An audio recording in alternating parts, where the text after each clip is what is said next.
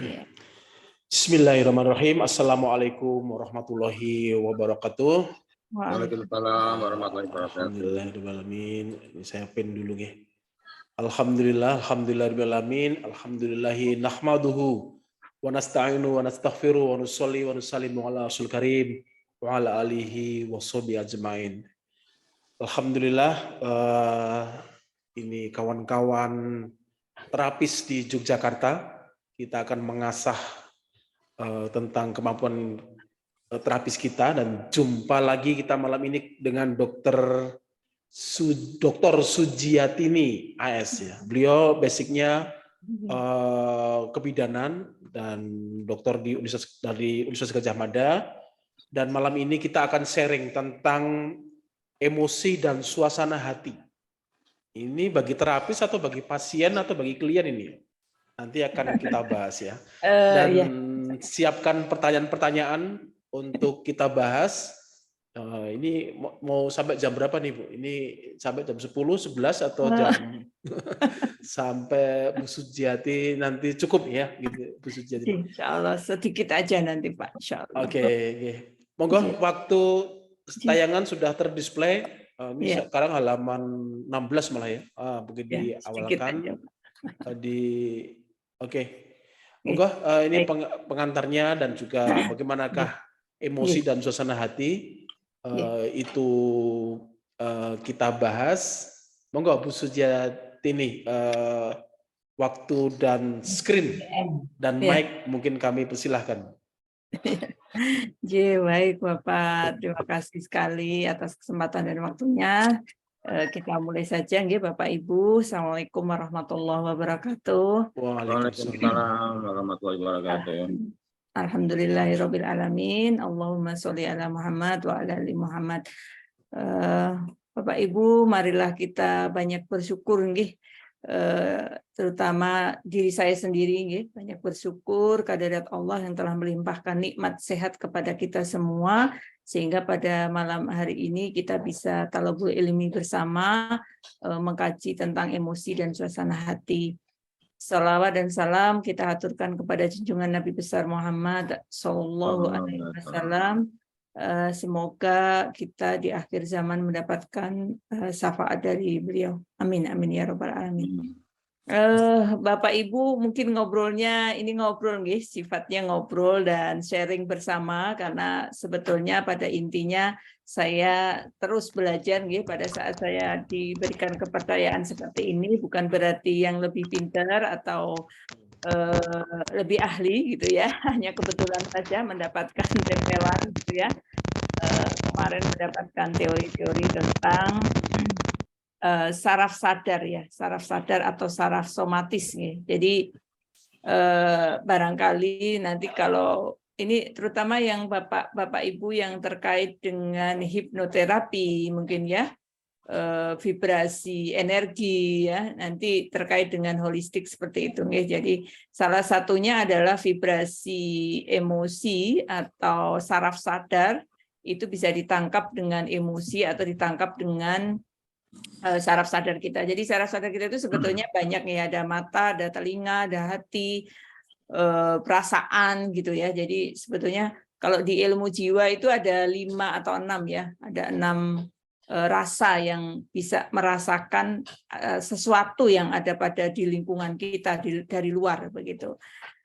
Nah, sebetulnya emosi itu kenapa terkait dengan ilmu saya maunya sih hanya rem tubuh gitu ya. Kemarin saya sudah menyatakan bahwa di ilmu yang sedang saya pelajari itu terkait dengan rem tubuh. Nah, rem tubuh itu sebetulnya sudah sangat dikenal di dunia otomotif ya. Nah, kalau otomotif itu mobil itu sebetulnya meniru rem tubuh kita. Kalau tubuh itu namanya vagal brake ya, tapi kalau mobil ya rem mobil ya, sama brake ya, sama brake ya. Saya lihat di ini Bu, apa namanya, ban mobil ya, ban mobil. Kemudian saya lihat arah-arahnya ini ban ini kemana gitu. Ternyata di situ ada brake-nya juga ya, ada remnya juga gitu ya. Jadi kalau teknologi mobil ini kalau kita kuasai, kita sangat sensitif nih Bapak Ibu. Jadi kalau Bapak Ibu mengendarai mobil itu kan penuh perhatian nggih, sepenuh hati gitu ya, sepenuh hati membawanya. Jadi tidak akan pernah lengah dari kendali setir dan kaki gitu ya. Nah, apa terkait dengan emosi di dalam tubuh kita adalah rentang perasaan yang dialami seseorang. Jadi nah itu rasa itu dari mana gitu kan, dari vibrasi dari luar. Vibrasi dari luar. Jadi banyak vibrasinya apa? Banyak sekali. Nah, kalau mau diandikan sama dengan mobil, sebenarnya sebaiknya kita vibrasinya itu sama pada saat vibrasinya pada saat tertempa ke kita itu sebaiknya persis sama pada saat kita mengendalikan mobil saat mobil itu kena vibrasi dari luar. Entah itu misalnya ada orang tiba-tiba nyebrang begitu ya. Kita kaget pasti ya, kaget atau terus cepat-cepat mengendalikan rem dan setir kita misalnya ya. Nah, sebetulnya sama di emosi itu juga sama, rentang perasaan yang dialami seseorang. Mungkin Bapak Ibu kalau barangkali nanti sempat baca-baca, membuka browsing di internet itu ada mungkin banyak, bisa aja di Google itu walaupun seperti lautan ya, jurnal kan bisa dilihat dari situ walaupun nggak semua bagus gitu. Namanya mindfulness ya, penuh dengan kesadaran. Nah, emosi itu kalau dirasa atau penuh dengan kesadaran itu sebetulnya sangat bisa dirasakan dan sangat bisa dikendalikan. Nah, apalagi perasaan mendalam intens yang diarahkan kepada seseorang atau sesuatu. Itu misalnya, oh saya kok pengen itu gitu ya, pengen ini, saya pengen piknik kemana gitu kan sebenarnya perasaan yang mendalam itu. Nah ini kadang-kadang kita pada saat merasakan perasaan itu ya sambil lalu ya, pokoknya hidup terus kemudian oh ya ada rasa begini begitu ya sudah begitu saja gitu. Padahal ternyata di dalam diri kita itu karena bagian dari vagal brake atau rem tubuh sebaiknya dirasakan sepenuhnya begitu. Nah, kalau bahasa filsafat itu makna yang mendalam. Rasa itu makna yang mendalam. Seseorang itu sehat secara spiritual kalau dia memaknai setiap rasa dan punya makna secara rasa. Itu kan berat ya di filsafat itu. Atau moods, ya moods, perasaan yang cenderung kurang mendalam ketimbang emosi dan tanpa stimulasi kontekstual. Ya, jadi kadang saya kok moody ya, gitu ya. Saya moodnya berubah-ubah ya, gitu ya. Ini kadang-kadang dulu mungkin tidak Bapak Ibu, kalau Bapak Ibu saya yakin Masya Allah sudah banyak pengalaman di bidang terapis begitu. Nah, kalau saya memang awalnya tidak paham ya terhadap perasaan kita sendiri ya seolah-olah ya udah jalan aja gitu, hidup aja gitu. Oh ya melaksanakan perintah ya perintah sholat, perintah ibadah semua gitu ya ikuti saja gitu. Tapi ternyata berbeda pada saat kita penuh dengan kesadaran mengendalikan perasaan terhadap vibrasi apapun di luar kita. Nah, tapi ini kan ada perbedaan ini, afek atau rentang perasaan, emotion ya, perasaan mendalam atau sekedar mood ya. Mood itu kan fluktuasinya di atas gitu. Oh ya, aku kok rasanya nggak ada rasa gitu, nggak ada rasa atau biasa-biasa aja itu kan sebetulnya gampang tergoncang itu kalau moodinya gitu ya, gampang tergoncang. Nah, nanti kita akan kalau selesai dari slide saya yang emotion, nanti emosi negatif, nanti akan saya bawa ke arah sampai ke endokrin gitu ya, supaya kita sendiri gitu ya, terutama saya itu berusaha untuk belajar terus-menerus terhadap perasaan kita sendiri. Karena barang siapa mengenal dirinya maka akan mengenal Tuhannya. Itu sungguh Masya Allah gitu. Di dalam saraf itu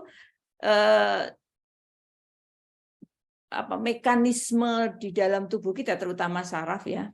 Ini saraf simpatis terutama. Kemarin pernah kemarin kita membahas tentang saraf simpatis, itu menunjukkan bahwa ada rentang afek ya, affect, emotion, mood ini ada di dalam saraf simpatis. Nah, kalau ini bisa kita rasakan sepenuh hati tadi ya dengan kesadaran, apalagi kalau bisa secepatnya ya, secepatnya itu ya sesuai dengan mekanisme saraf simpatisnya itu sampai ke mana, hipotalamus sampai ke otak itu cepatnya seberapa besar itu. Kalau itu secepat perasaan yang sampai ke hipotalamus, itu sebetulnya kita bisa mengendalikan setir sepenuh hati pada saat kita mengendarai mobil. Sama. Gitu.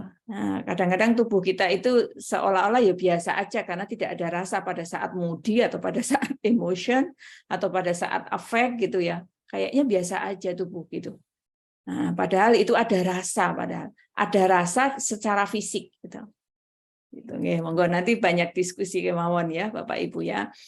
Kemudian reaksi terhadap seseorang, melihat seorang teman di tempat kerja dan membuat Anda merasa gembira, atau kejadian berurusan dengan seseorang klien yang bersikap kasar yang dapat membuat Anda marah. Jadi bisa jadi emosi itu reaksi ya, reaksi dari kita sendiri, dari tubuh.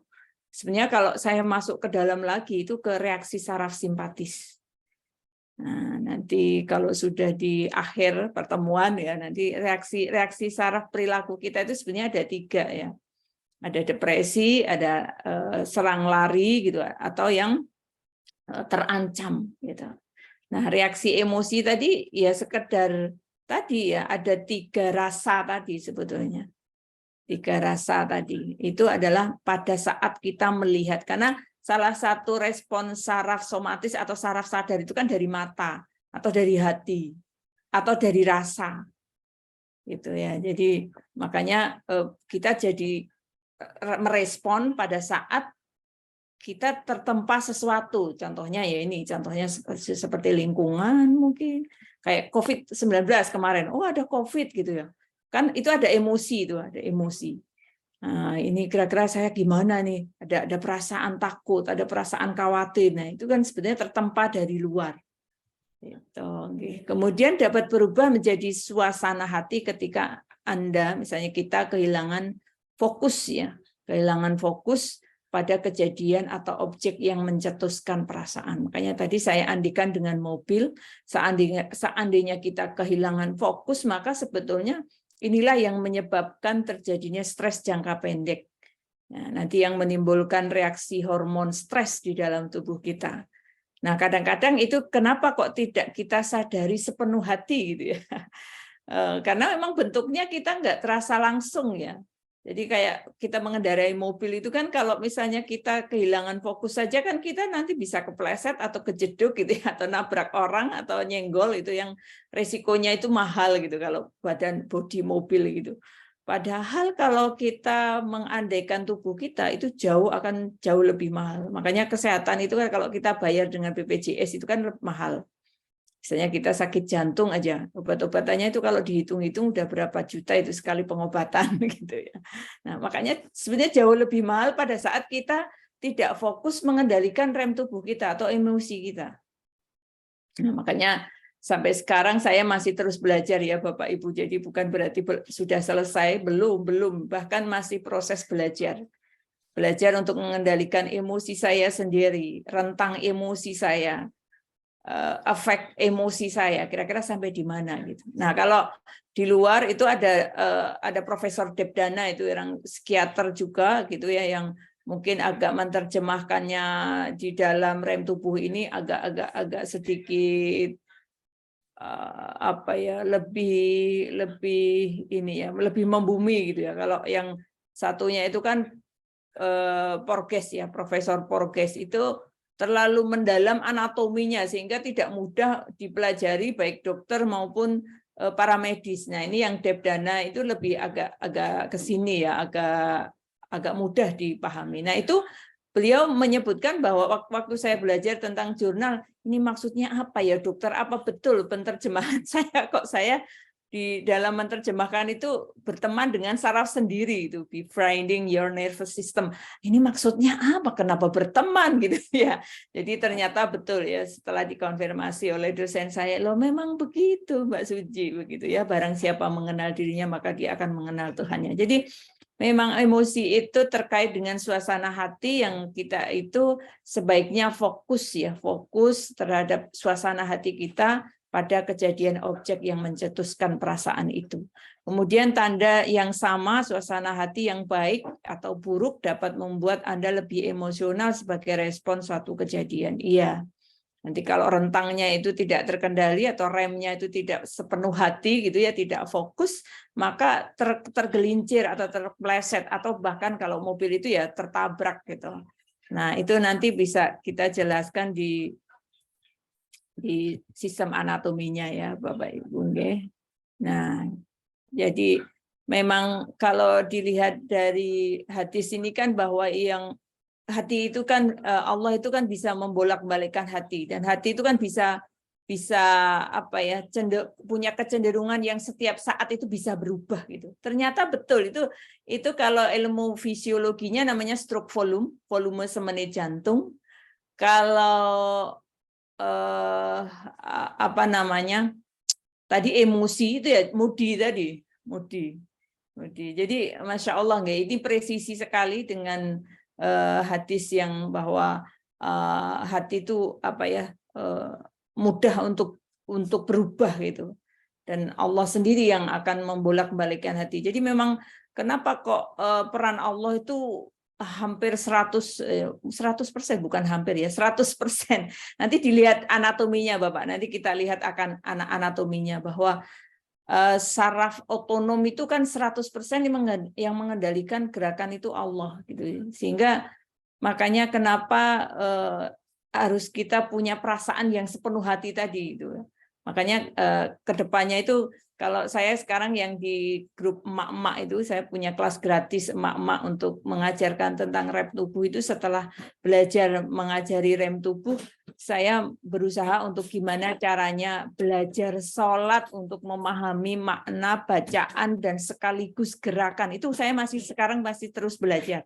Karena itu bagian dari supaya kita bisa sepenuh hati, perasaan kita itu bisa fokus begitu, menghadap gitu. Itu ternyata tidak mudah. Makanya sholat khusyuk itu kan tidak mudah gitu ya. Termasuk saya, apalagi saya. Contohnya seperti itu. Jadi secara somatik bekerja secara sadar, seperti ketika kita menggerakkan tangan atau menyendok makan atau mengambil tisu. Jadi gerakan-gerakan kita itu sebenarnya menggunakan saraf sadar ya. Saraf sadar. Somatik itu ditemukan di otot rangka, yang memerintah otot-otot tersebut untuk berkontraksi, dan kamu pun bisa bergerak sesuai dengan keinginan kamu. Karena perintah itu kan dari otak. Oh ya, saya kepanasan, makanya tangannya ditarik gitu. Oh ya, saya kok kedinginan, makanya kita pakai selimut gitu ya. Jadi itu saraf sadar. Salah satunya karena pergerakan, karena respon tubuh, oleh karena lingkungan. Oh, hawanya dingin sehingga kita harus pakai jaket misalnya. Saraf somatis. Jadi menurut hemat saya memang perlu sepenuh hati tadi mengendalikan emosi dan suasana hati kita.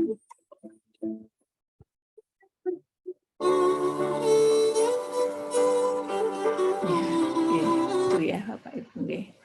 Nah, ini contoh bagaimana afek emosi dan suasana hati disebabkan oleh kejadian spesifik, ya bisa jadi ya, atau sangat cepat dalam durasi detik ya. Saya belajar tentang saraf aferen. Saraf aferen itu rangsang kayak listrik ya.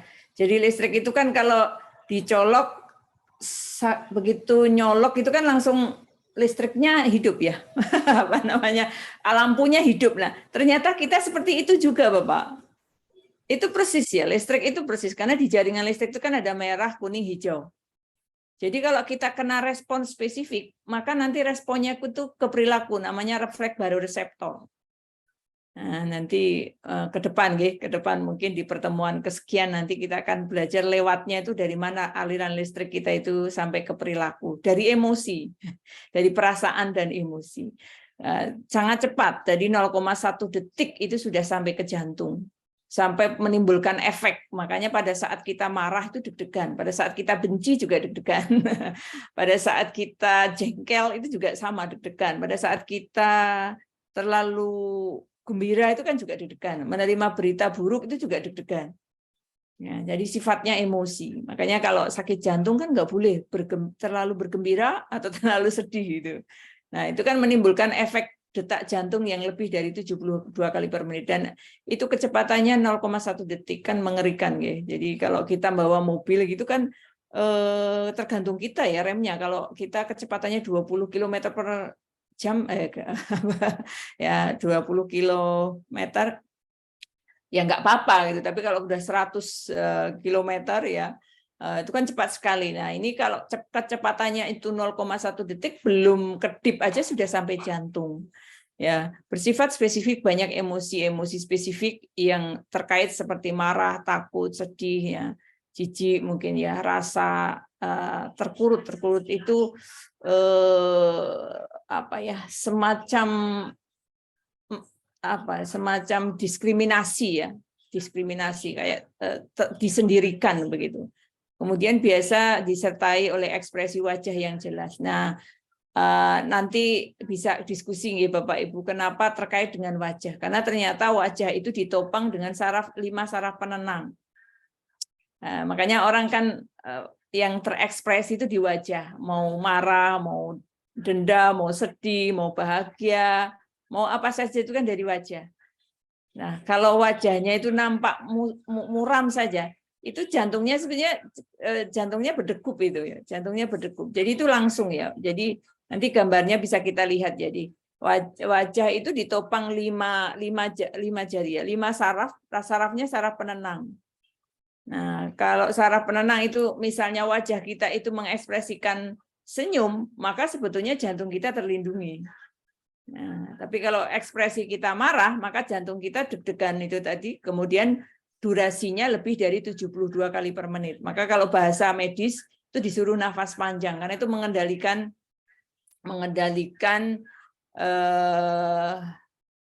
ekspirasi, inspirasi dan ekspirasi. Nah, atau bahasanya ini, kalau ini kan banyak ustadz di depan saya ini banyak ustadz istighfar ya. Ternyata istighfar itu bagian dari, kalau dari Dr. Aisyah Dahlan itu kan mengeluarkan CO2. Nah, kalau terkait dengan emosi, saraf penenang mengaktifkan trigeminus, saraf 5 di rahang. Nah, padahal istighfar itu harus sampai ke qalb, ke hati. Supaya apa? Mengendalikan refleks baroreseptor yang akan mengendalikan efek dari perilaku. Nah, nanti di serabut jantung itu di tengah-tengah itu ada saraf, tengahnya itu terdiri dari 3 yang hijau, kuning, merah. Jadi makanya kenapa ke orang marah itu cepat langsung ngapain gitu ya, mungkin langsung ngomong yang enggak gitu ya. Itu ternyata itu kan karena memang terkait dengan seperti lampu tadi, kalau dicolok itu ya bisa terang, berarti kalau terang itu hijau harusnya gitu ya. Tapi kenapa kok dicolok kok redup? Nah, berarti kan kuning. Kuningnya apa? Sarafnya gitu ya, sarafnya, serabut sarafnya yang di tengah-tengah tadi, yang di tengah-tengah serabut yang gantung jantung. Gitu. Kemudian bersifat berorientasi pada tindakan. Iya, karena kita melihatnya itu dari kesadaran ya, makanya kita berorientasi pada tindakan. Dan memang outputnya itu adalah tindakan. Pada saat kita emosi itu kan pasti pada saat kita tervibrasi sesuatu itu masuk ke hati, kemudian kan ada tindakan, pasti ada tindakan. Penyebabnya seringkali umum dan tidak jelas bisa jadi.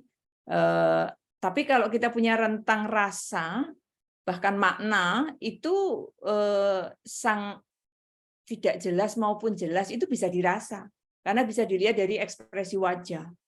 Gitu, atau dari tone, dari kalimat, dari pernyataan. Makanya kan orang bisa ngelihat ini SMS-nya begini, oh ini WA-nya begini. Nah, itu kan sebetulnya itu sama, itu dari tone, dari rasa, dari pernyataan. Itu saraf penenang semua dalam ilmu komunikasi ini ya.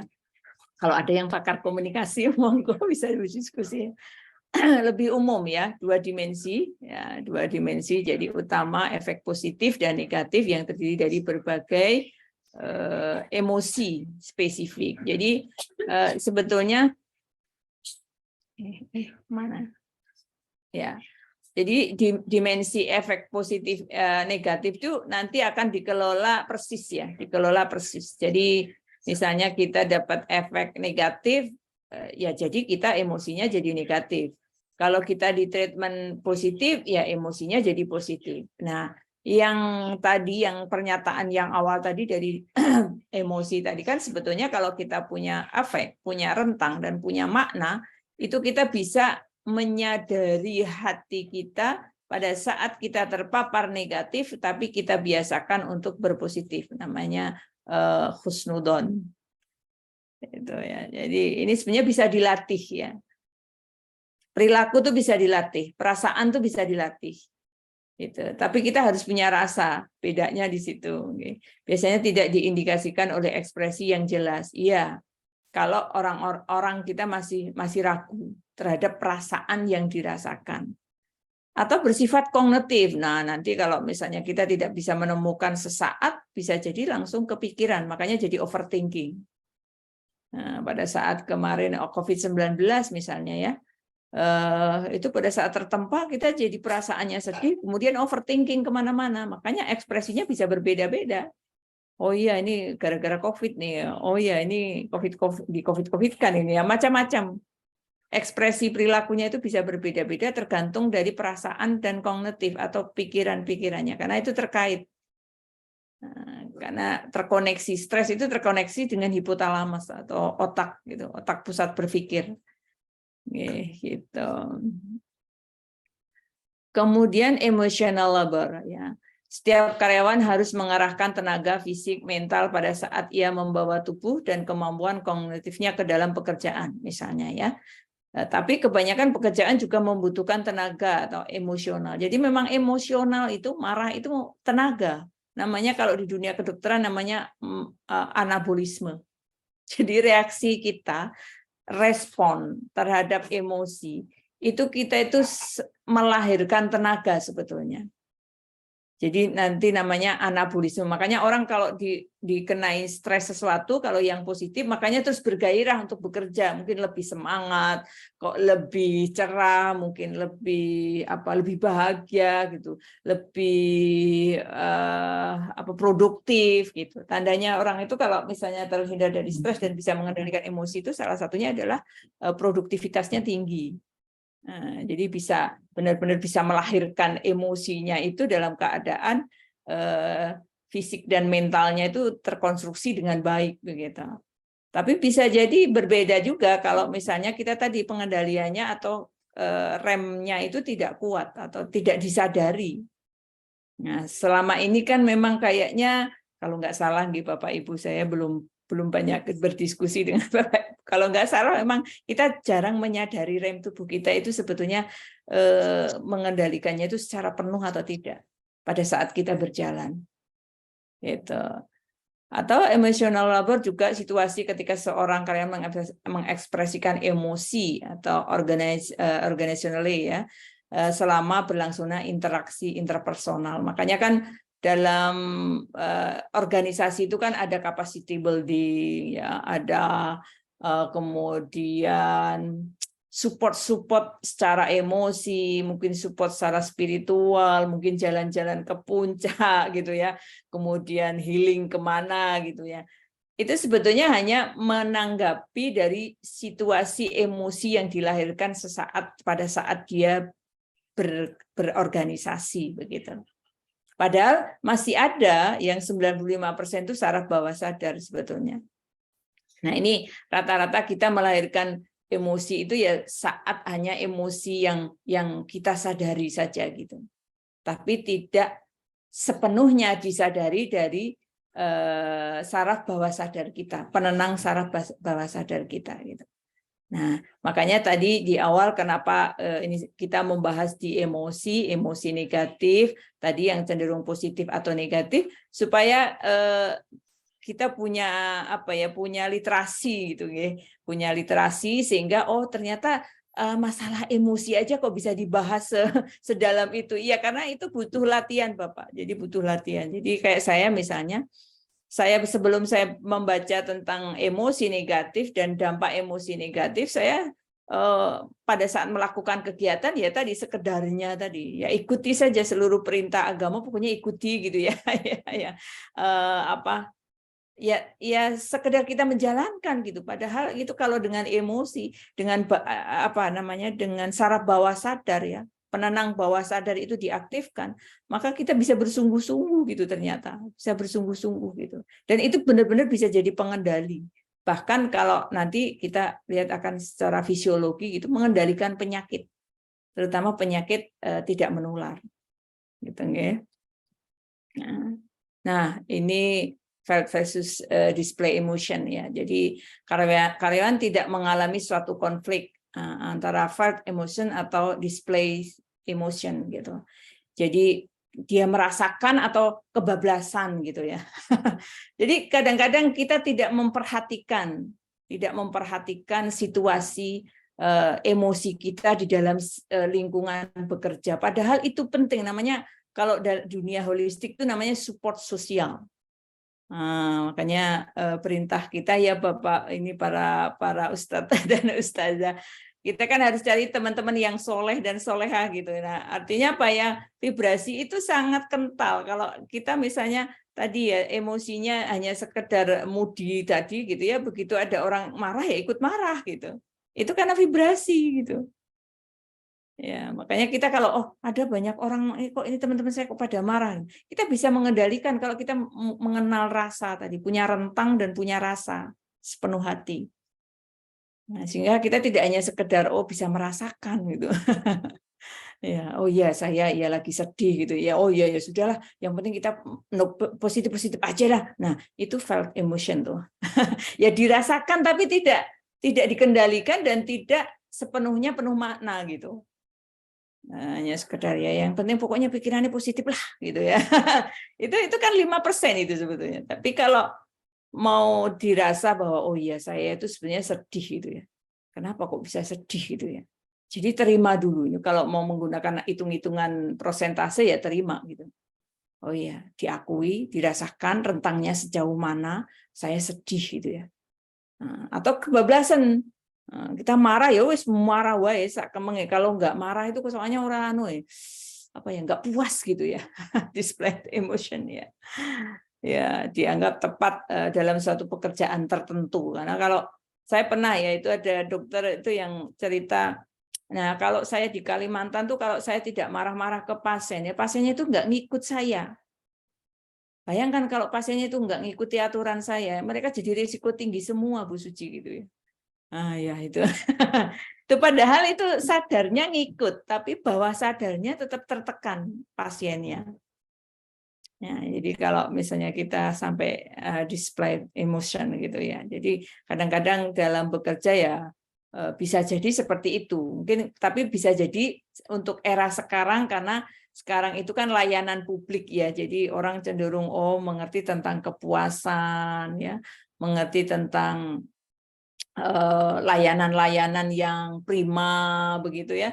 Jadi tidak apa ya sudah mau berubah gitu, tidak menggunakan cara-cara lama gitu dalam mengelola emosi atau mengekspresikan emosi atau mengeluarkan perilaku dari emosi gitu ya. Nah, ini kalau kita mau bergeser sedikit ke emotional intelligence, keterampilan, kapabilitas, dan kompetensi non-kognitif yang mempengaruhi kemampuan seorang untuk berhasil dalam menghadapi tuntutan dan tekanan lingkungan. Jadi, ya bahasanya itu mudah mengendalikan atau bisa mengendalikan, makanya emotional intelligence itu kan bisa mengendalikan. Makanya di sini kan kapabilitas, berarti kan kemampuan. Kemampuan itu tidak bisa tiba-tiba, tapi dibangun dan dibiasakan. Nah, kenapa? Ya jadinya nanti dibangun kalau dibiasakan, lama-lama kalau nggak salah nih nanti Bapak Ibu monggo ya bisa banyak sharing. Oh iya, saya ini selama ini begini-begini, makanya ya sudahlah sabar aja. Biasanya begini itu ya begitu, biasanya begini begitu ya udah kita sabar aja. Nah itu kapabilitas sebetulnya.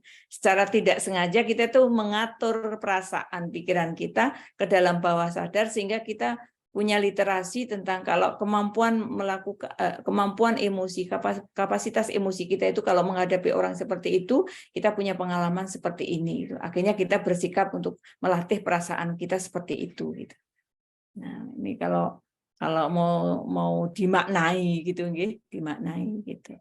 Kemudian 5 dimensi kecerdasan. Nah, ini ya, kecerdasan diri, kelola diri, motivasi diri, empati, dan keterampilan sosial. Jadi ini persis dengan saraf kita, Bapak. Jadi kesadaran diri tadi ya, befriending your nervous system. Ternyata berteman dengan saraf sendiri itu, karena yang bisa menolong sendiri, bisa mengerti diri sendiri dan mengerti perasaan kita sendiri itu ya kita sendiri, nggak ada orang yang bisa ngerti, gitu. Jadi makanya dalam paparan emosi itu kan kalau menurut anatominya itu 75% diterima gitu. Diterima. Emang harus diterima karena prosentase bisa sabar itu setelah menerima. Kalau nggak menerima jadinya ekspresinya nggak sabar. Gitu. 75%, jadi nggak harus 100% diterima, ya wis lah, sabar wae gitu. Tapi masih perasaanku masih gundah, ya enggak berarti. Kalau masih gundah berarti belum terima gitu. Tapi terima itu 75 aja gitu. Nggak harus langsung karena persentasenya memang begitu. Gitu. Jadi kesadaran diri, apakah saya itu sedih gitu. Saya itu kalau digituin marah gitu. Saya itu kok masih marah-marah ya, kalau saya kok masih sering sedih ya, dan seterusnya. Ada kesadaran diri gitu. Nah, kelola itu tadi rentang mengerti tentang perasaan, kemudian atau emosi, kemudian sebaiknya kalau saya emosi ini saya ngapain gitu. Makanya kan ada yang wah healing lah, daripada stres kita kemana gitu ya. Jadi kelola dirinya dengan cara yang sadar 5%.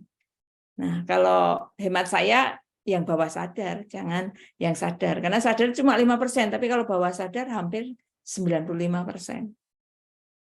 Hanya kan kalau ini mohon maaf nih mungkin para ustadz ustadzah kan mengajarkan ya justru dengan sholat ya, hatimu dengan tenang, zikir, hati kan tenang, apalagi ya Bapak Ibu ya. Ya, jadi presisi kalau kita bisa kelola itu sebetulnya kalau ke dalam bawah sadar dengan aktivitas ibadah itu benar-benar bisa kelola. Karena yang diaktifkan itu tidak hanya saraf somatis, saraf sadar, tetapi saraf bawah sadar yang prosentasenya itu berat menenangkan. Gitu. Kemudian memotivasi diri, ya iya. Karena yang ngerti perasaan kita di rentang yang mana, apa sekedar tadi bisa merasakan moody aja, atau efek sampai ke efek, atau bahkan sudah mendalam gitu, tahu makna di hatinya gitu. Pada saat kita terpapar sesuatu itu langsung mengerti makna. Nah, kalau dia langsung bisa mengerti makna, berarti terkoneksi dengan batang otak, yang batang otak itu betul-betul bisa menekan limbik, otak perasaan, kemudian yang mengaktifkan otak atas, neokortek. Kalau dia sudah bisa, setiap hasil paparan dari vibrasi emosi, tapi dia langsung bisa mengerti makna di balik hati.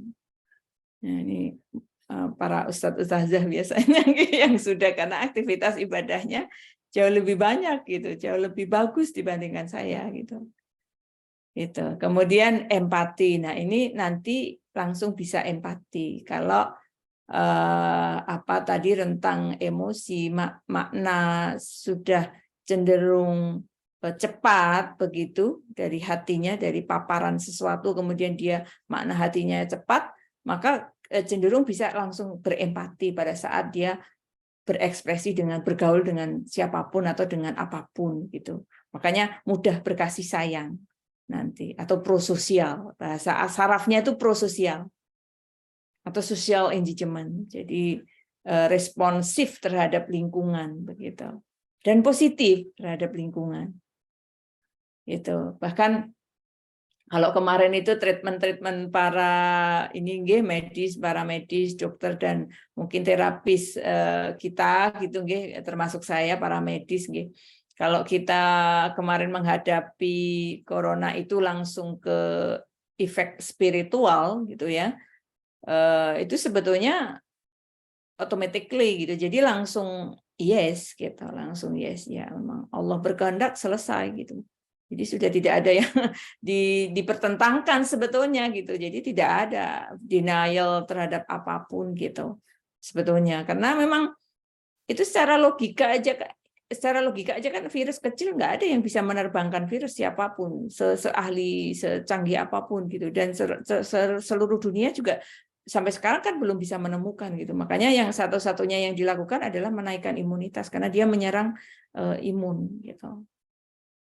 Padahal di teori ini kalau kita bisa mengerem tubuh atau sama dengan tadi mengendalikan rem mobil kita, kendali kita, itu sama dengan mencegah bodi rusak mobil atau sama dengan mencegah bodi rusak bodi kita sendiri gitu, badan kita sendiri. Nanti kita lihat dari sistem sarafnya, nggih. Kemudian punya keterampilan sosial. Nah, itu secara automatically karena orangnya prososial, mudah berempati, berkasih sayang, punya motivasi diri sendiri terhadap situasi apapun terhadap dirinya, kemudian sangat bisa kelola, latihan kelola, setiap momen event itu selalu dikelola sehingga bisa menambahkan luasnya sabar atau luasnya terima terhadap semua peristiwa. Maka sebetulnya kesadaran diri itu mutlak gitu jadinya. Oh yes ya. Iya, oh kamu begini, kamu tuh begini sih. Oh iya memang gitu. Jadi nggak ada penolakan gitu. Jadi terima semua gitu. Gitu. Apalagi oh kamu terindikasi COVID gitu. Oh ya sudah gitu. Jadi kalau langsung spiritual itu sebenarnya langsung yes gitu. Tapi kadang-kadang kan kita kacamatanya itu secara fisik ya. Oh iya ini tanda-tandanya Ibu secara fisik COVID ya. Nah, tapi tidak maknanya itu tidak spiritual, tapi maknanya itu ada makna fisik gitu. Jadi orang cenderung menolak gitu. Gitu. Padahal itu sebenarnya holistik gitu. Holistik itu artinya sampai ke spiritual gitu. Nah, ini pasti nggih, ini tadi sama emosi kita. Nah, ini sumber-sumber emosi atau suasana hati berbeda ya. Ini kalau Dokter Aisyah Dahlan itu kan gender itu bisa berbeda antara laki-laki dan perempuan. Nah, ini saya belum banyak belajar. Ini terus saya juga masih terus belajar. Kalau laki-laki itu emosinya seperti apa, suasananya seperti apa gitu. Usia juga sama, olahraga. Ya, ini kenapa kok olahraga ini ilmu tersendiri Bapak Ibu. Jadi nanti kalau bertanya tentang olahraga, kenapa bisa membuat suasana hati baik? Karena memang mekanismenya olahraga itu mengatur bahkan akan kalau betul intensitasnya itu betul 30 menit seminggu 3 kali minimal, intensitasnya sedang dan sampai bisa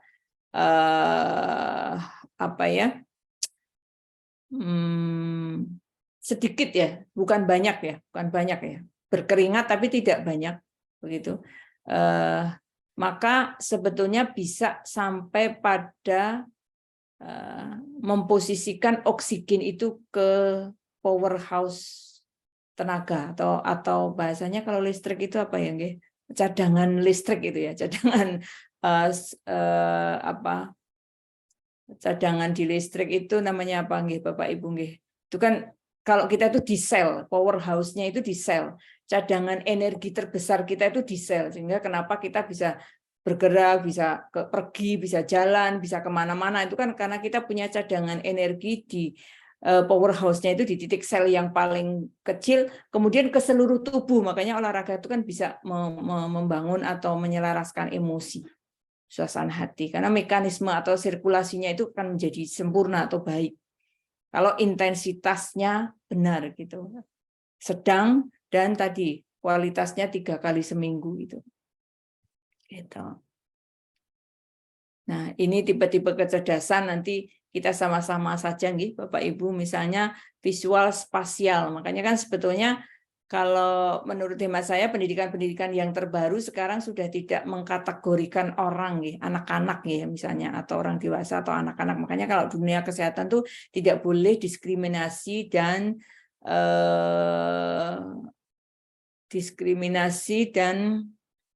apa istilahnya di HIV/AIDS itu ya. Jadi tidak boleh mendiskriminasi orang. Itu kan ternyata kita itu kalau dilihat dari kecerdasan itu banyak area, banyak kecerdasan gitu. Masing-masing orang sangat berbeda-beda, tidak ada yang sama. Apalagi kemampuan, kapasitas itu setiap orang itu sangat 100% baik semua. Karena kalau dilihat dari sarafnya itu semua orang baik. Semua orang punya hati nurani. Hanya tadi perlu latihan atau tidak, perlu ada teman atau tidak tadi yang sama-sama satu vibrasi tadi. Nah, kalau enggak ya timbulnya berbeda gitu. Kalau enggak latihan ya jadi enggak ngerti juga gitu. Kalau temannya bukan orang baik ya jadi enggak baik juga gitu ya. Padahal modalnya itu sangat baik dan baik, semua orang baik. Nah, apalagi kecerdasan ya. Ini sudah pemberian Allah sebetulnya ya, makanya kan tidak ada diskriminasi tentang juara 1, juara 2 gitu. Jadi semua orang itu berjuara. Bayangkan jantung itu kalau dibeli berapa? Setiap orang kan punya jantung. Itu enggak ada orang, oh itu kamu juara, ini yang enggak juara gitu. Enggak, padahal semua orang itu juara.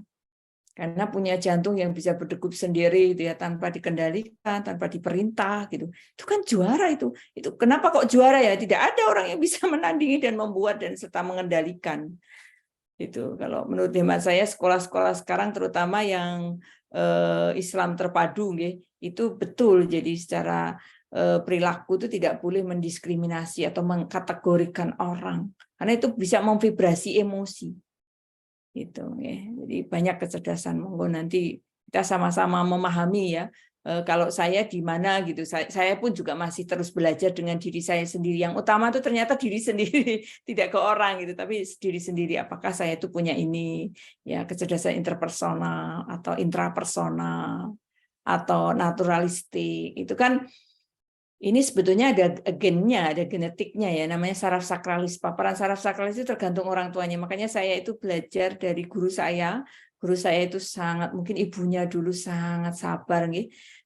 Dengan saya itu saya malu gitu ya, saya malu banget. Karena kalau dengan saya itu padahal mahasiswanya itu. Kalau nyapa saya itu dos pundi, Bu Suci sehat gitu. Padahal saya aja ya Allah kepak gitu ya, ngomongnya itu udah keras, kasar gitu ya Bapak Ibu ya. Jadi ternyata kan itu treatment pada saat saya kecil gitu, jadi itu terbangun pada saat sampai sekarang gitu, dan itu susah untuk dikendalikan kalau kita tidak menyadari bahwa saya tuh di posisinya salah gitu, di posisi tone-nya, di posisi kalimatnya, di posisi pernyataan saya, karena itu mengandung saraf penenang semua. Itu makanya kalau nada tinggi itu ternyata membawa vibrasi ya gitu. Wah ini nadanya tinggi berarti marah gitu. Nah kan itu vibrasi itu. Oke, jadi seperti itu misalnya. Nah, ini tadi daftar emosi negatif, tapi saya hubungkan dengan mekanisme saraf. Tadi saya bilang metabolic effect ya, dan psychological, perubahan psikologi. Jadi pada saat kita tervibrasi emosi, kemudian dibawa sampai ke perasaan dan pikiran, tapi tadi ada dua kecenderungan antara negatif dan positif, maka kalau negatif akan menimbulkan efek stres jangka pendek. Dari mana? Dari efek ini, mekanisme ini. Begitu kita stres itu ada banyak, ada stres perasaan, pikiran nanti ya setelah sesi ini mungkin tentang stres tentang terkait dengan stres, berbagai jenis stres gitu nggih. Jadi stres itu bisa secara fisik, misalnya bekerja terlalu berlebihan, stres perasaan, kita mempunyai perasaan-perasaan yang negatif. Kemudian pikiran, tadi kita bisa overthinking. Perilaku, salah satunya misalnya tentang perilaku merokok, mungkin perilaku yang lain-lain ya, banyak ya stres itu sebetulnya ya. Itu bisa menyebabkan stres jangka pendek. Kalau stres jangka pendek mengaktifkan kelenjar korteks adrenal ya. Di sini adrenal noradrenalin. Jadi nanti hipotalamus memerintahkan kelenjar korteks adrenalin mengeluarkan hormon, dan hormon ini mengguncang otot polos. Nah, otot polos itu siapa? Banyak, jantung, paru, lambung, usus, lien, hepar. Iya, semua yang terkait otot polos ya. Terutama jantung, paru, lambung, otot ya, muskel otot berarti. Jadi kalau kita tervibrasi dari 4 jenis stres itu sebetulnya kita mengaktifkan kondisi kita itu dalam keadaan stres jangka pendek, keluarnya hormon stres. Tapi kalau ini bisa dikendalikan tadi dengan bisa rentang merasakan atau banyak kamu punya makna, itu hormon stres itu tetap ada stres tapi punya kapabilitas nanti hipotalamus akan punya kendali. Ini sudah stres ini. Hormon kortisolnya sudah berlebihan, nggak boleh nih. Maka di stop oleh hipotalamus sendiri. Sebenarnya kita sudah punya mekanisme seperti itu. Makanya tadi saya pernah ditanya oleh audien, gitu. Saya itu kalau nggak marah tak lepas gitu nggak puas gitu. Nah itu kalau ngelepas itu sama dengan menghantamkan tubuh kita, atau sama dengan tadi kendalinya hipotalamus itu diabaikan. Karena pasti pada saat marah itu terus hatinya pasti bilang, ya aku marah ya. Ya Allah, kalau udah marah itu nggak boleh gitu ya. Pasti itu ada kendali karena di situ ada ventral vagal, namanya ada fitroh gitu ya. Ada fitroh di situ. Itu pasti berperang gitu. Nah, ini sebetulnya kalau bisa dirasakan betul dalam diri sendiri, disadari itu tadi ya, kalau Debdana itu befriending your nervous system tadi, berteman dengan saraf sendiri, kita itu sangat bisa mengerti dan mengendalikan. Sehingga apa? Hormon stres ini tidak betul-betul di luar kapasitas tubuh kita. Tetap ada hormon stres. Makanya kita terus bereaksi. Oh ya, habis ini karena saya hujan, berarti saya harus bawa payung, bawa mantol dan seterusnya. Jadi kan kemudian ada tenaga, ada pikiran, ada perasaan untuk bisa berubah menangani stres itu gitu. Itu sebetulnya. Atau bahkan jangka panjang dibiarkan terus-menerus perasaan pikirannya tak terkendali, cenderung ke negatif, ya jadi jangka panjang jadinya keluar kortisol. Bahkan kortisol itu juga bisa dikendalikan oleh hipotalamus, oleh otak. Karena otak itu punya rem, punya namanya inhibition releasing. Jadi punya, kalau kena stres berarti dia ngeluarin hormon stresnya. Tapi kalau sudah kebanyakan di dalam tubuh, dia kendalikan sendiri itu tanpa diperintah oleh kita gitu. Kita nggak ngerti itu, murni Allah itu. Makanya masya Allah gitu. Seperti itu nih Bapak Ibu, nanti monggo nanti diskusi ya, banyak diskusi. Nah ini, nah kenapa saya menggunakan wajah ya? Nah ini wajahnya seperti ini yang menampakkan emosi positif, ya.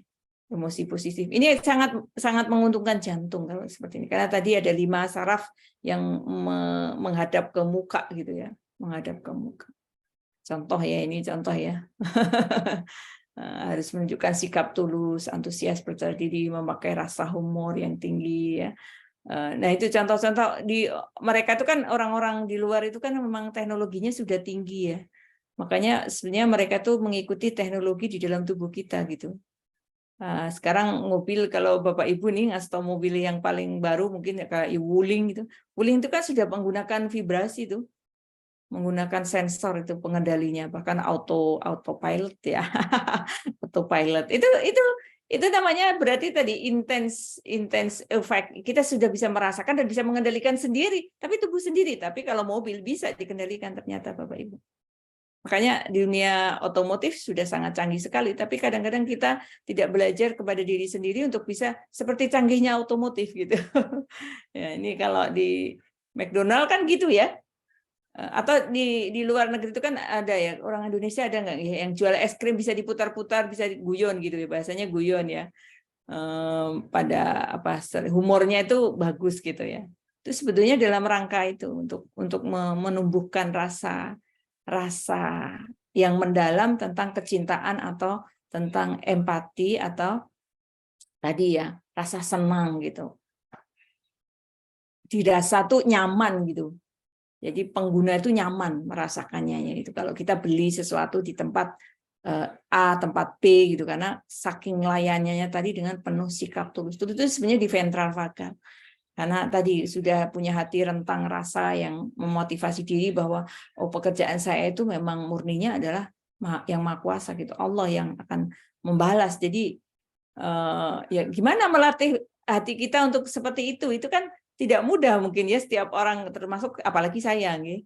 Apalagi saya masih terus belajar. Gitu nggih. Nah, begitu Bapak Ibu. Ini contoh-contoh saja nggih. Ini contoh-contoh di luar. Saya mungkin perlu ini dapat contoh dari Bapak Ibu nanti ya. Kalau dari Bapak Ibu gimana nih gitu ya. Oke, cekap Bapak Ibu, terima kasih. Monggo barangkali ada diskusi. Oke, alhamdulillah. Matur nuwun Bu Suci. 1 jam. Nah, ini tentang yang tadi lambat masuk ya. Ini tentang suasana hati dan juga emosi. Nah, mungkin nanti ya bisa kita dialogkan nih terapis dan juga bagi klien, bagi pasien juga ya. Iya.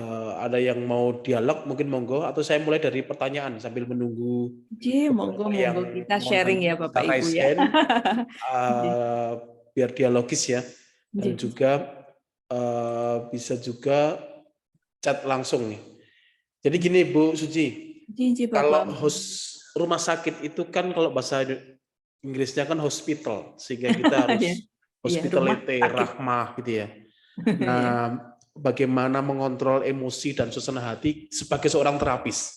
Oke. Kalau terapis nesu-nesu ke susu, dikejar-kejar pasien atau dikejar-kejar yang lainnya ya, itu bagaimana, karena ini berpengaruh juga kepada kita ketika touch ya, baik terapi Ya. di akupunktur maupun acupressure, massage atau beberapa yang lainnya ya.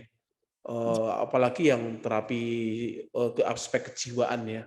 Ya. Itu seharusnya terapis bagaimana ketika sebagai seorang terapis mengatur emosinya, biar itu juga tadi tertular kepada vibrasinya lah, Iya. interferensinya kalau dalam fisika itu nyampe juga ke energinya lah, Yes. Qi-nya kalau dalam Yes. itu tertular juga kepada pasien sehingga bisa sembuh ya. Oke, Ya. mungkin begitu kan. Terima kasih Bapak, pertanyaannya luar biasa nggih. Dalam Pak, ini pertanyaannya dalam nggih. Iya, itu memang perlu disadari bersama nggih Bapak. Jadi ini pengalaman buruk saya nggih, pada saat saya masih sangat sangat bodoh ya kali ya. Bodoh atau ya belum mengenal nggih, belum mengenal ilmu ini. Masya Allah nggih, kita berorientasi pada kesehatan, tetapi kita tidak presisi sikap kita terhadap sehat sakit gitu.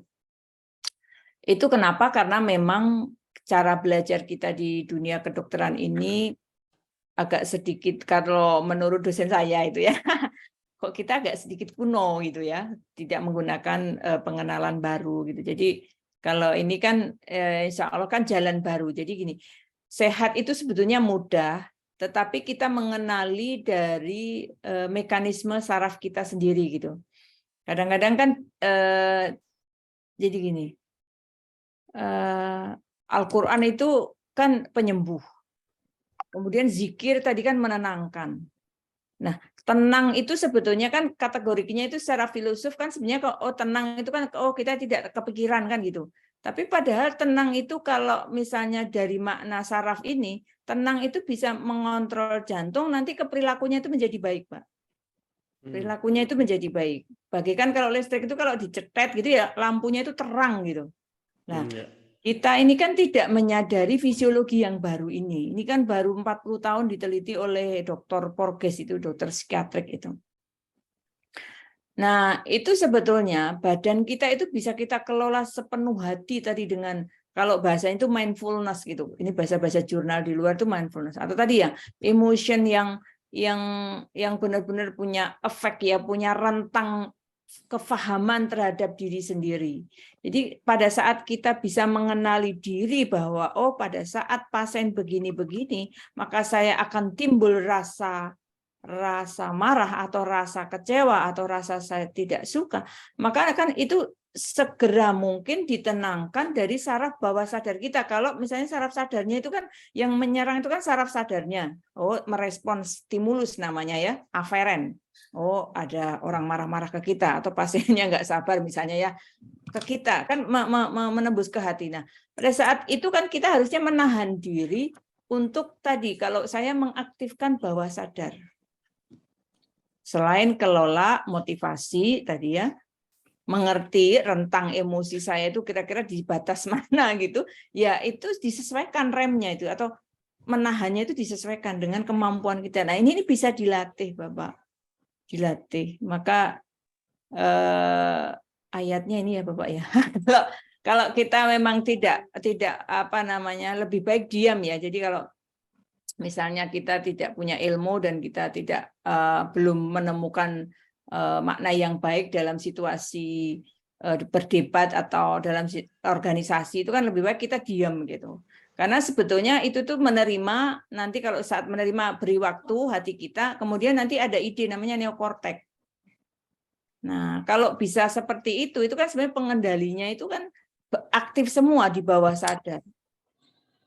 Aktif semua. Tapi itu perlu dilatih sesuai dengan rentang dari reaksi saraf kita sendiri terhadap respon luar. Nah, kan setiap orang tuh nggak sama. Saya kayak saya dulu kan marah-marah, Pak. Kalau tidak sesuai itu marah, Pak. Dulu. Nah, ternyata marah itu tadi reaksinya negatif, emosi negatif, jadi emosi negatif, dan itu menimbulkan hormon stres. Nah, kalau hormon stres itu nyerang tubuh kita kan jadi reaksinya tadi jantungnya berdegup kencang, nanti pegel-pegel, punggungnya itu jadi pegel-pegel, linu-linu, keju-keju gitu. Nah, kalau itu bisa dikendalikan sebelum sampai nampak gejala fisik, nah itu artinya bisa mengendalikan emosi. Nah, itu namanya remnya tadi sepenuh hati, itu remnya. Berarti pada saat kita mengendalikan mobil itu tepat saat set gitu, nggak nabrak orang gitu. Kan itu perlu latihan ya Pak ya. Pakai mobil itu perlu latihan nggak Pak? Ngerem kepleset atau orang tekan apa enggak? Oh ini kalau saya sampai ke situ itu tekan. Oh kalau saya begini itu kan itu kaki kita itu kan ngeremnya nggak tahu ini. Kan nggak bisa diceritakan tapi bisa dirasakan bahwa rem saya main ini, kalau sampai situ berarti saya kebablasan ini, kan bisa itu. Nah itu sama, ternyata perasaan juga sama Pak, namanya rem vagal brake itu, kalau bahasa sarafnya itu vagal brake. Jadi rem vagal yang mengendalikan saraf-saraf penenang kita itu adalah hati kita. Jadi nanti itu dilatih terus-menerus dengan paparan pasien. Hari ini pasiennya rodo nyelekit. Mungkin pasiennya, bukan pasiennya, mungkin teman. Oh, rasanya kayak begini, dirasakan kemudian kita sudah melakukan rem atau belum. Oh, berhasil atau tidak. Oh, kurang berhasil. Besok lagi ada apa lagi. Oh, dirasakan lagi. Oh, sudah setengah berhasil. Mungkin dia apalagi. Nah, saya itu merasakan 5,5 tahun, Pak, yang disadari dan tidak disadari selama disertasi itu ya. Itu sungguh itu membuat aktivitas rem saya itu sekarang jauh berbeda karena ternyata latihan yang paling dalam gitu. Latihan yang paling menyakitkan, paling susah, paling tidak bisa diprediksi, paling tidak bisa dimengerti. Jadi semuanya itu sudah limited gitu. Makanya tinggal pasrah. Nah, pasrah itu sebetulnya bagian dari ikhtiar, tapi gitu. Bukan pasrah ya wis lah sakarmu ketabrakan ya ora apa-apa. Kan bukan gitu. Nah, itu ternyata bisa Pak dilatih. Nanti lama-lama bisa sabar.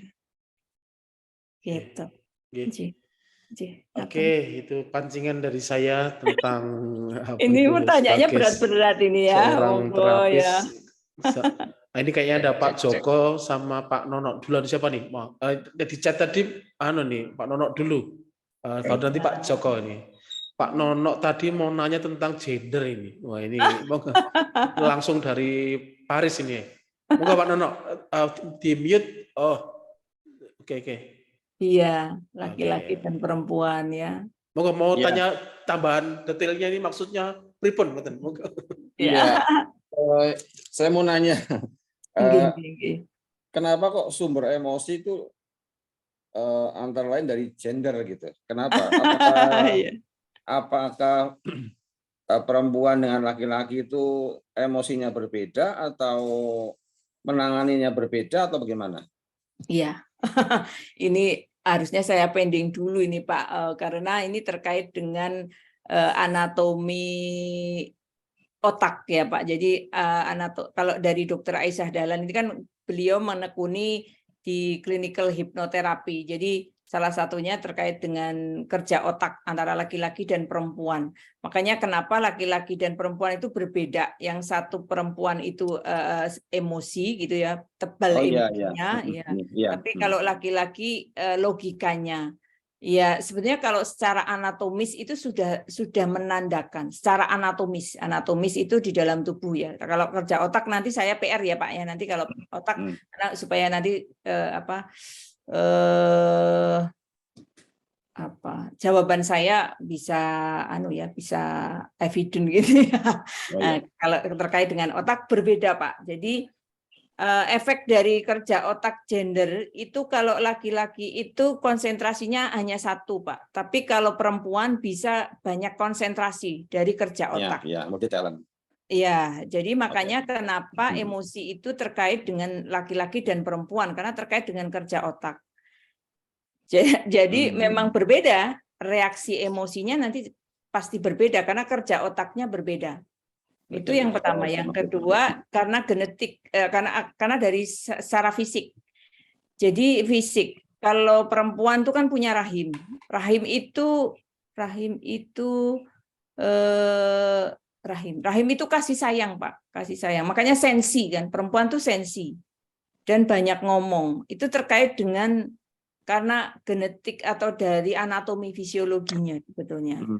Nah, jadi memang berbeda kenapa emosi tadi bisa karena gender. Tapi kalau rentang rasa sama nanti efeknya, rasanya, rentangnya itu pasti punya sama-sama punya. Mekanismenya tetap umum sama. Punya 3 saraf tadi, simpatis, parasimpatis, atau reaksi ya. Reaksi tadi ada 3.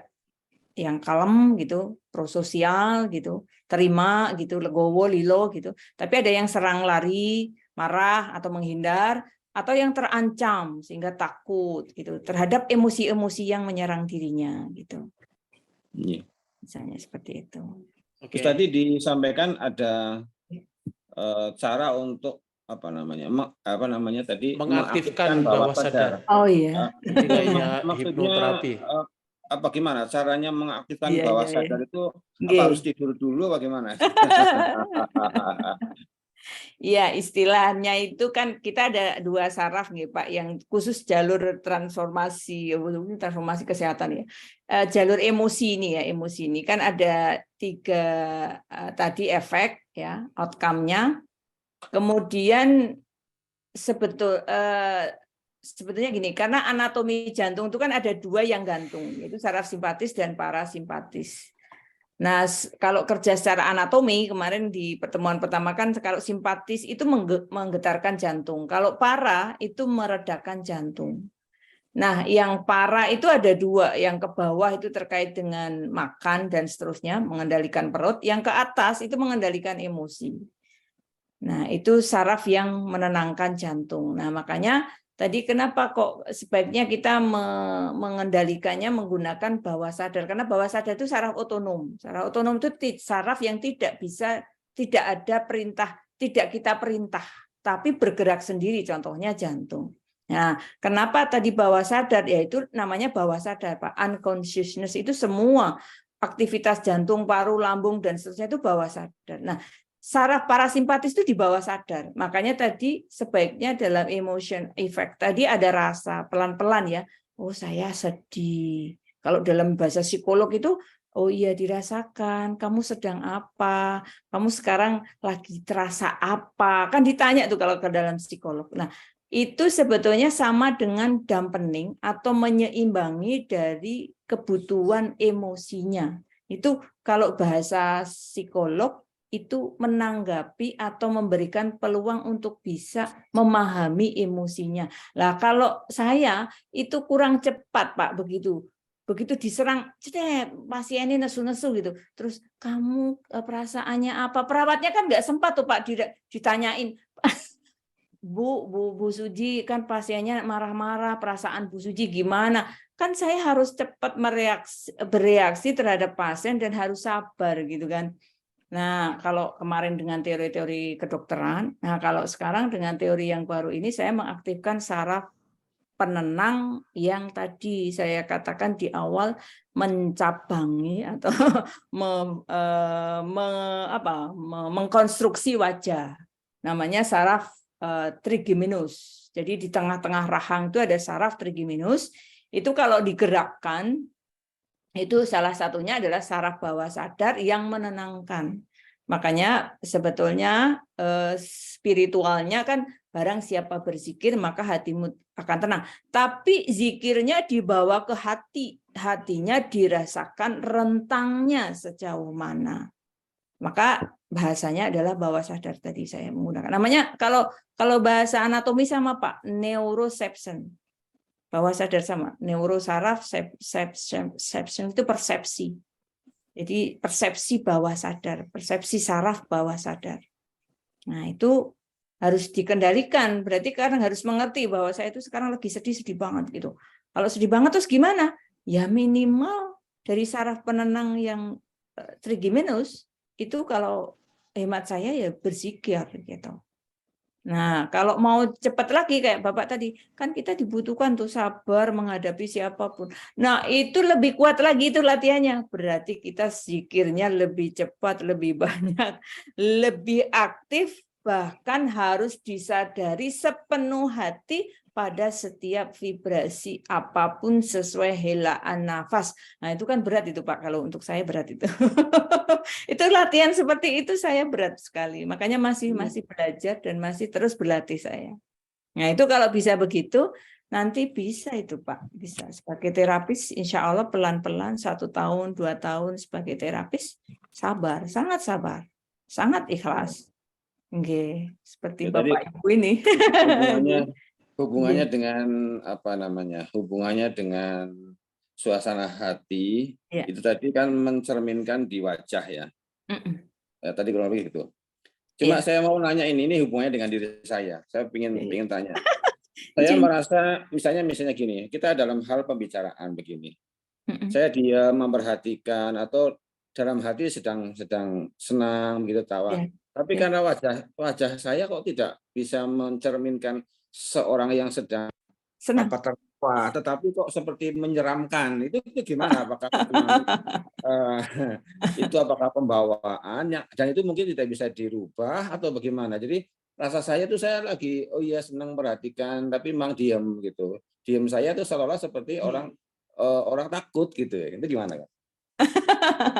Iya, nah itu yang mengerti Bapak sendiri. Nah ini artinya Bapak sudah kelola nih, sudah kelola. Artinya saya itu senang, tapi ekspresi wajah saya tidak presisi, kan gitu ya Pak ya? Maksudnya ya. Ya, Itu bisa dilatih Bapak, nggak ada orang yang totalitas salah dan udah susah karakter, nggak ada sebetulnya. Itu sangat bisa dilatih Bapak. Jadi Bapak kalau ngelihat saya tahun berapa ya, tahun 92 kali ya, 94, wajah saya itu galak Pak ya, tapi tahun 89 wajah saya itu baik karena vibrasinya sekitarnya baik. Dulu saya jadi perawat rumah sakit Panti Rapih di VIP itu wajahnya itu selalu manis, selalu senyum, menyapa dengan lemah lembut gitu. Tapi begitu saya ketemu banyak orang yang menyerang bla bla bla bla bla gitu, wajah saya itu juga bisa sangar Pak. Makanya sekarang saya melatih diri lagi, itu presisi dengan hati, itu pelan-pelan Pak, pelan-pelan.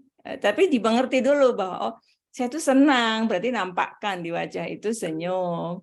Nanti bahkan kalau orang psikolog itu kan pakai itu Pak. Oh, kita harus senyum 5 detik 5 cm. Berapa detik Pak? Kalau orang ya di psikolog itu kan gitu ya. Kita harus senyumnya itu simetris ya. 3 cm simetris selama 5 detik. Nah, itu bisa dilatih. Itu bisa dilatih. Bahkan di luar negeri itu kemarin informasinya dari dokter spesialis jiwa. Itu menterapi diabetes itu dengan cara membuat kayak itu Pak, kayak dokter gigi kalau masang mau melebarkan gigi itu supaya kita itu bisa ketawa simetris gitu. Nah, itu kan itu janong latih saraf kelima tadi trigeminus gitu. Mungkin karena kelamaan saya di dunia accounting sehingga berhadapannya bisa dengan jadi. komputer gitu atau karena apa gitu ya. Nggak ada respon ya Pak ya. Iya. Lalu banyak ngitung uang itu. Kebanyakan uang kali. Banyak kan ngitung uangnya orang itu Pak Jen. Ngitung uangnya orang berarti benar itu, bukan banyak uangnya tapi terlalu ngitung uangnya orang. Iya. Bisa insya Allah dilatih Oke, Pak. berikutnya Bu Suji ini ada Pak Joko. Ini mau menyampaikan suasana hatinya atau menyampaikan bagaimana Pak Joko? Moga Pak Joko. Assalamualaikum warahmatullahi wabarakatuh. Waalaikumsalam warahmatullahi wabarakatuh. Saya ingin tanya tapi kok Pak Yono semua ada Monggo Bapak. tentang wajah yang ditepak saraf apa aja ya Bu? Mungkin jadi dan kan sekitar dagu itu ya dengan cara yang lain kan 5 saraf. Kemudian juga tadi juga sama Pak Yono menyangkut tentang cara menghidupkan saraf bawah sadar tadi. Mungkin yang perlu diagak tentang saraf yang menopang kita ya mungkin jadi menyenangkan itu, dan aktifnya itu bagaimana caranya ya, mungkin begitu. Terima kasih. Oke, Iya. Matur Agak nuwun. putus ya Pak ya. Agak putus-putus seperti di dalam atau suara dari ruang angkasa gitu ya. Ya. Yang dua pertanyaan. Yang pertama saraf-saraf di wajah, begitu ya. Itu yang kedua tentang mengaktifkan, seperti menyambung pertanyaan Pak Nono tadi ya. Ya. Monggo Bu. Terima kasih. Masya Allah, luar biasa. Ini kalau seorang terapis itu begitu responsif ya. Saya tidak belajar semua saraf di wajah Bapak, tapi khusus saya belajar saraf penenang di wajah. Salah satunya adalah saraf trigeminus. Sebenarnya kalau mau ditarik ke belakang, ada saraf facialis yang berhubungan dengan telinga. Makanya kenapa kalau kita mendengarkan bacaan Al-Quran menjadi tenang, karena memang di situ ada saraf di telinga, itu saraf facialis. Nah itu juga bagian dari saraf penenang. Nah kalau kita, makanya kalau dari telinga ke tenggorokan, nanti menuju ke bawah ya, jadi nanti saraf vagus, saraf ke-10, itu juga saraf ke-9, glosopharyngeus, di belakang tenggorok, di belakang telan, menelan ya, menelan itu jadi glosopharyngeus itu di belakang, jadi ya dekatnya yang untuk menelan itu glosopharyngeus. Nah itu kalau dari sisi spiritualnya berarti apa? Makhrajul huruf itu ternyata menenangkan. Tapi makhrajul huruf, jadi bacaannya yang sesuai gitu. Nah, itu kalau disadari, makanya kan harus sepenuhnya itu, disadari sepenuhnya. Itu sebetulnya menenangkan, tapi harus disadari sepenuhnya. Nah, caranya gimana supaya kita bisa aktif? Perasaannya tadi Pak yang dikelola. Jadi kita harus ngerti perasaan kita sendiri pada saat kita tervibrasi luar. Jangan diabaikan secara sadar, karena kalau diabaikan secara sadar, wah ini marai sedih. Oh ya, positif baik lah. Itu namanya dirasakan tapi sadar 5%. Tapi kalau mau di bawah sadar berarti saya itu sedih. Nek sedih itu saya itu ngapain nek sedih? Ya aku nek sedih kayak gini aku nggak mau ketemu dengan orang. Lah itu kan bawah sadarnya. Jadi nanti perasaan dan pikiran. Ekspresinya itu dari perasaan dan pikiran. Nah, itu tidak boleh ditekan perasaan pikiran. Makanya kan psikolog itu mengatakan kalau kamu sekarang kalau terjadi misalnya ada berduka gitu atau ada kehilangan, itu kan kata-katanya kamu sabar aja ya. Kan nggak bisa begitu. Kan Pak, tetap aja perasaannya tuh sedih ya. Makanya kan kita pada saat atau berkunjung itu kan kuat gitu ya, insya Allah la haula wala quwata. Jadi doa saja, karena doa itu bagian dari menenangkan bawah sadar. Tapi tidak perlu dengan ucapan kamu sabar, husnul khotimah, ini sabar. Nah itu kan saraf sadar. Logikanya iya, tapi perasaannya nggak bisa Pak. Nah, perasaan inilah harusnya dimengerti, kemudian membuat rentang diri sendiri, kemudian rentang itu diberikan treatment untuk bisa direm. Rem itu artinya tadi ditenangkan supaya penenangnya itu sekuat untuk bisa menghilangkan dari kesedihan rentang perasaan yang dirasakan. Nah, itu yang bisa ngerti itu diri sendiri gimana nih. Misalnya saya sedihnya itu 50% gitu. Nah, kita itu harus mengaktifkan tadi misalnya trigeminus, zikir dengan saraf trigeminus ya, saraf 5 gitu ya. Ya gimana caranya supaya zikir kita itu tadi kalau saya dengannya dari Ustadz Hadi Dayat ya. Dibawa ke hati jadi astagfirullah. Itu benar-benar nanti rasanya tuh berbeda Pak. Kalau kita serius itu nggak tahu ini Pak Ustadz bukan ngajarin ya saya. Maksudnya kalau saya menggunakan remnya itu di bawah sadar, itu rasanya berbeda Pak. Jadi zikirnya itu mungkin tidak sekedar astagfirullah gitu ya. Astagfirullah gitu ya. Jadi tidak begitu nggih. Jadi saya merasakan rentang rasa sedih, kemudian saya istighfar gitu. Itu kan saraf kelima itu, saraf kelima. Atau kalau saya misalnya saya terpapar gitu, banyak stres, wah ini nyerang kemana-mana ini. Padahal saya lagi sibuk gitu. Sibuk nggak bisa ngapa-ngapain saya. Makanya saya jejeli gitu ya, telinga saya dengan bacaan Al-Quran gitu. Biar apa? Aktivitas saya bisa berjalan secara fisik, saya tidak stres, tapi telinga saya sebagai penenang, tadi saraf fasialis, aktif gitu. Jadi memang ya berat ringannya mengaktifkan bawah sadar itu tergantung berat ringannya rentang perasaan yang dirasakan. Nah itu dirasakan sendiri itu Pak. Semakin tipis berarti mungkin bisa jadi dengan istighfar saja, mungkin bisa tenang. Tapi kalau berat ya berarti harus dengan berbagai cara gitu. Itu. Karena sarafnya itu sebenarnya banyak tuh Pak. Penenangnya itu ada saraf 5 tadi ya, seperti jari Pak, persis. Saraf olahraga itu saraf ke-11 ya. Olahraga itu aktivitas otot, itu kan proper itu kan menenangkan. Makanya tadi bisa secara emosi. Itu kalau dipelajari itu mungkin 1 disertasi atau 5 disertasi ya, 10 disertasi itu. Jadi aktivitas otot yang baik itu kan bisa menyelaraskan metabolisme, kemudian tadi menenangkan juga sama menyelaraskan emosi tadi. Saraf ke-10 itu menerima. 75% itu kalau ketebalan saraf ke-10 itu berarti menerima dulu. Terima dulu, itu jadi tenang. Karena menolak itu sama dengan saraf simpatis. Jadi menolak itu sama dengan menyerang diri sendiri. Nanti keluarnya dari hormon tadi, hormon stres. Nah, kalau kita menolak itu sama dengan keluar hormon stres. Gitu. Oke. Itu kira-kira Pak. Oke. Pak. Sekarang sudah jam 21 lebih, hampir setengah 10 nggih. Mau ada lagi yang mau di-sharingkan dari peserta semuanya? Oke. Ada lagi cukup ya Pak ya kayaknya. Cukup. Mungkin kita lanjutkan pas pertemuan luring ya, Oh atau iya, pas kapan nanti yang dimaksud. KKH Oh iya. gitu ya.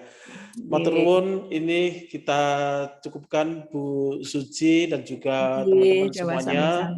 Materi kali ini tentang suasana hati, emosi juga ya.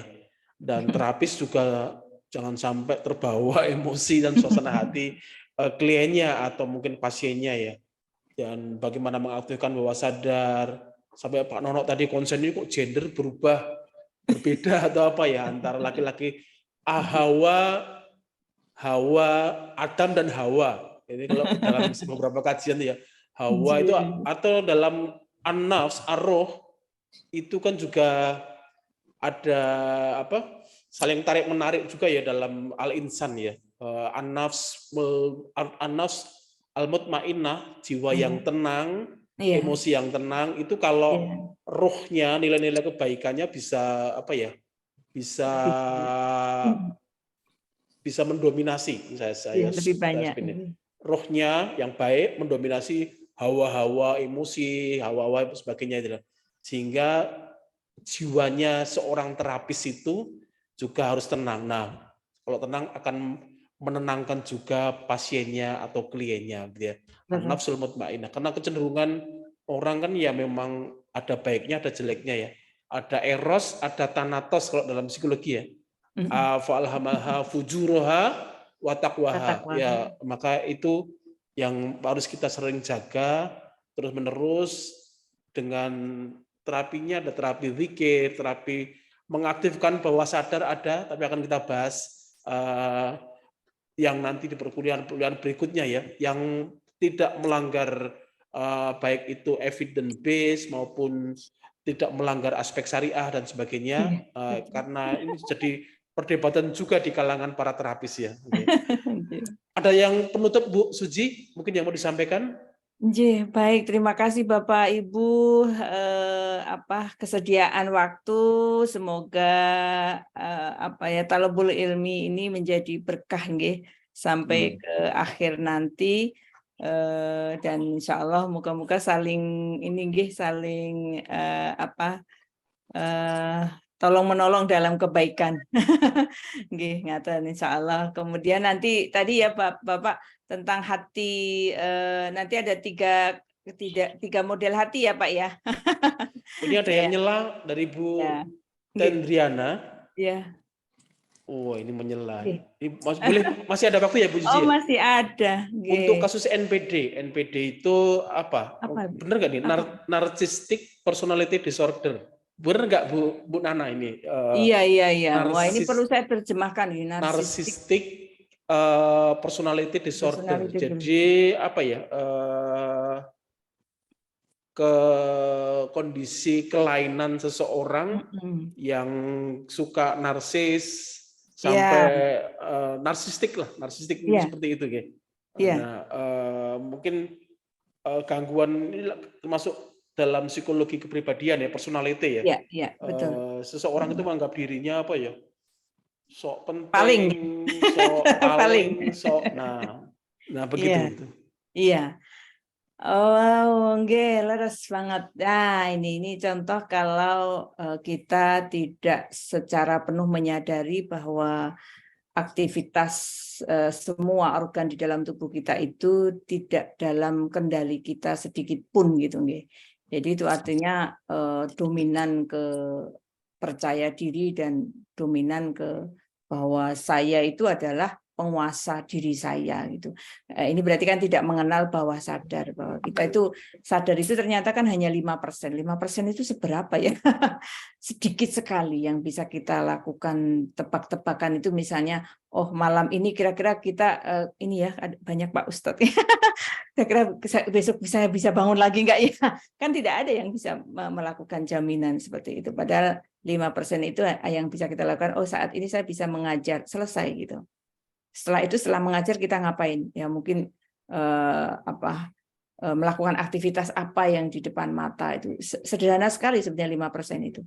Tapi kalau orang yang sudah sakit seperti ini, artinya apa? Dia hidup dalam situasi yang 5% itu diagung-agungkan menjadi sepenuh hati, sepenuhnya, bahwa oh kesadaran saya itu totalitas menjadi milik saya dan menjadi kuasa saya. Seolah-olah saya itu sudah bisa mengatur seluruhnya, padahal enggak gitu. Narsistik itu kan seolah-olah dirinya itu paling benar, paling bagus gitu.